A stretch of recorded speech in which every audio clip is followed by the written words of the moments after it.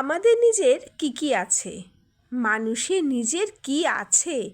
জন্ম অন্যজন দিয়েছেন, নাম অন্যজন দিয়েছেন, শিক্ষা অন্যজন দিয়েছেন, রোজগার সেটাও অন্যজন দিয়েছেন, এবং শ্মশানেও নিয়ে যাবে অন্যজন।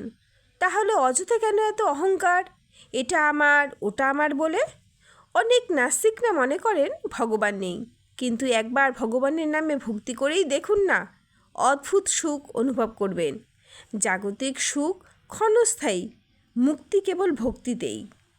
আমার কাছে কেহ ঘৃণিত নয়, আর কেউ প্রিয় নয়। যে ভক্তির সাথে আমার ভজন করে সে সর্বদা আমার সাথেই থাকে, আর আমি তার সাথে।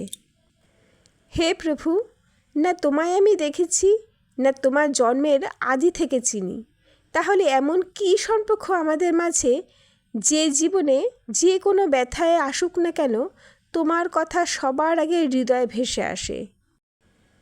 তোমার চেষ্টা যেখানে শেষ, ভগবানের সাহায্য সেখান থেকে শুরু।